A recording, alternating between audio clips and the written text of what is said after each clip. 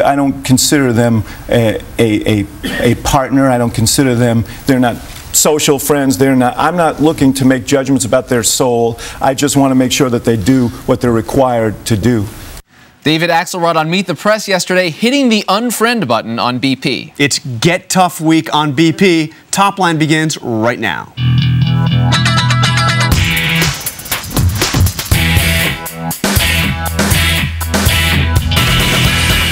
Hello and welcome to ABC Washington Post Top Line. I'm Rick Klein. And I'm Jonathan Karl. Every day at noon Eastern Time, we're right here bringing you the latest news and analysis in the world of politics. Everything you need to know, and if you need to know more, it's twitter.com/thenote. Mr. Karl, kick us off this week. It's frenemies. BP is still the federal government's indispensable partner when it comes to stopping that leak. They've got the technology after all. But, Rick, you are going to see this week a stepped-up anti-BP rhetoric. This will come in meetings, of course, with the president and top BP officials, with a trip to the Gulf, another one by the president, and an Oval Office address. It's hard to say they can get tougher than filing or starting a criminal investigation, but that is all the signals we're getting out of the White House. Well, you remember the president a couple weeks ago saying, I don't need to shout from the rooftops. I don't need to shout from the top of the White House. He's doing that. This is 2 days of meetings down there, and then going and having Tony Hayward, among others, coming to the White House. And to top it all off, his first presidential address from the Oval Office. That is shouting, as far as I'm concerned.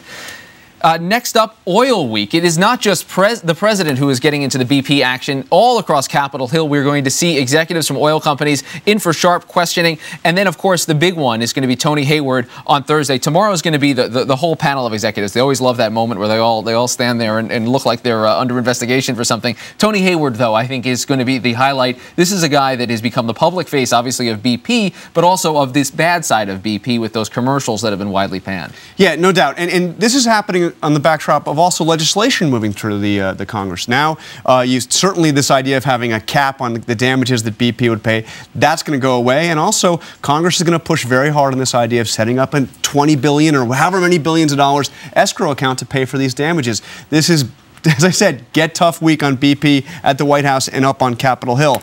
Next up, spending fatigue. The White House wants $50 billion to go to help the states to ensure that firefighters and teachers don't have to be laid off. But let me tell you right now, the anti-deficit message is coming through on the Hill.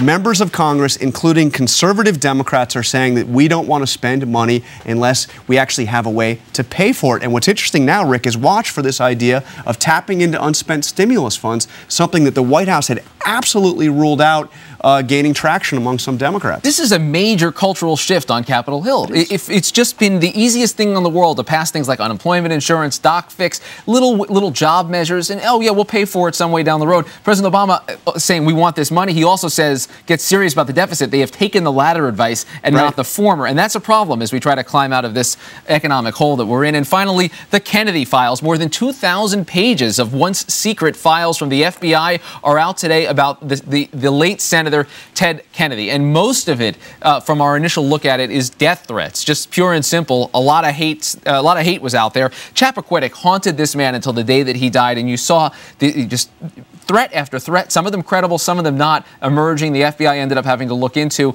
It's just an enormous volume of paperwork against one of the most beloved and also loathed politicians we know. And we're still getting a sense of what's in these files. I certainly haven't read through all these pages yet. But this is something that Ted Kennedy dealt with, throughout his entire life. I mean, obviously that was something that was, featured prominently in his obituary, and something that he had to deal with. All right. Well, we are waiting State Senator Russell Pierce to join us from Phoenix, and as he arrives, hopefully we'll kick it off today with Chris Cillizza of the Fix blog for our post-politics segment. The Fix! What's going on? Good to see you. Always happy to pinch hit. All right, we love it. So let's start with Obama making this all about BP. We saw from the beginning the White House saying, no, we don't. These are things we don't need to do. This theatrics, that's not necessary. It's not method acting. There's a lot of theatrics going on this week for a White House says it didn't want any part of it.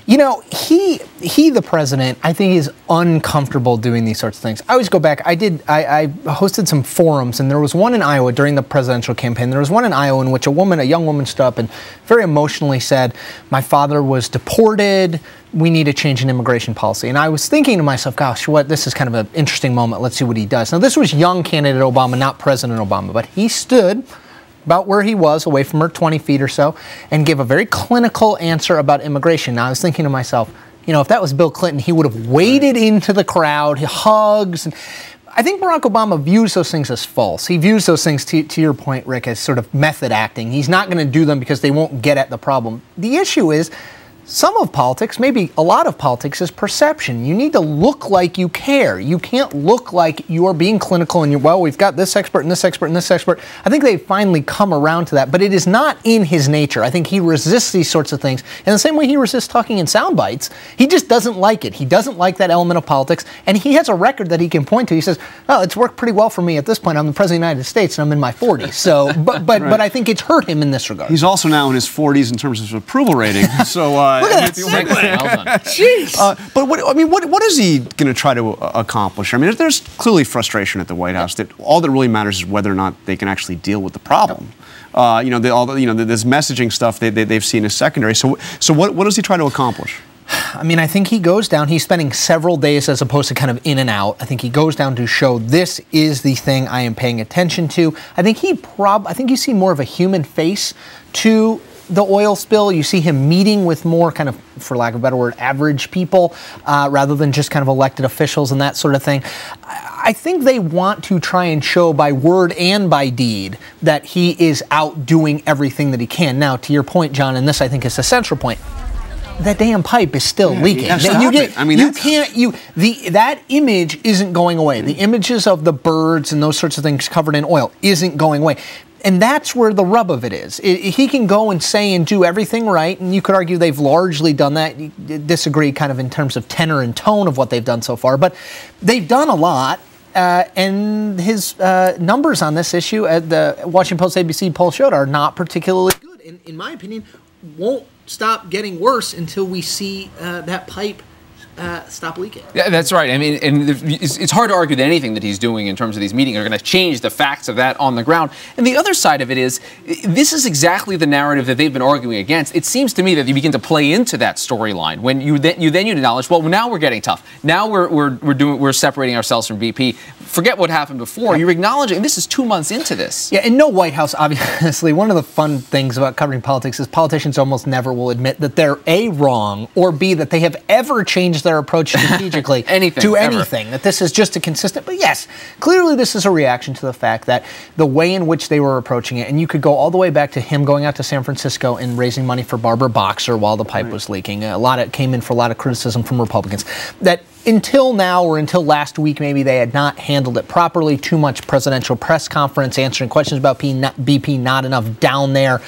demanding things. Now, again, I think the White House is playing this from a political perspective in terms of saying, we're demanding this from BP. BP, it's their fault. They're going to pay for it. But again, we go back to John's central point.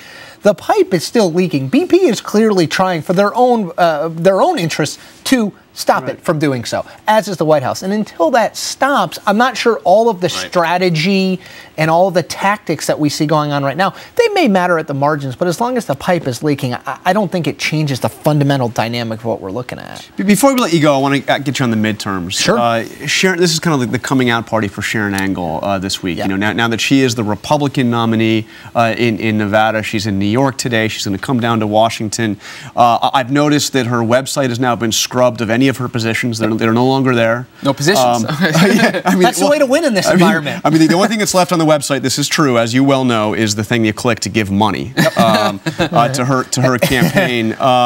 What are they going to be able to kind of craft her and mold her into the candidate that can beat Reid? Paul Kane and Sheila Murray, two of my colleagues at the Post, wrote a smart story, which is essentially you've seen a lot of outsiders win, and the question is how much do they come inside the tent? They won the Rand Pauls of the world, the Sharon Angles of the world. They won by running against all this stuff, this world that we have a part in. How much do they take this advice? I think she has no campaign infrastructure. She had 2 staffers. I don't know if you saw her television ads. I think it was 3. 3 staff. I don't want to sell her short. I mean, it actually matters. A 2 to 3 is 33%, right? Her campaign ads were not good in terms of production value and that sort of thing. So the question is, how much advice does she take? And from her perspective, how much of the authenticity that clearly an element of Republican primary voters, and a significant element because she won, we're reacting to, do you lose that? I think that's always the danger. Is you come in, you probably get people who've done this before. The ads will look better. She's going to have more money, polling, that sort of thing. But the nugget of what made Sharon Angle win, the nugget of what made Rand Paul win, is that kind of like, I'm not listening to these guys, I'm doing my own thing. So you have to try to preserve that while bringing in kind of the smart set. And John Cornyn told us last week they'll talk about a lot of things, but they're not going to talk about policy. They should do that on their own. Chris Cillizza from The Fix, Post Politics, we appreciate you being here. Thanks, guys.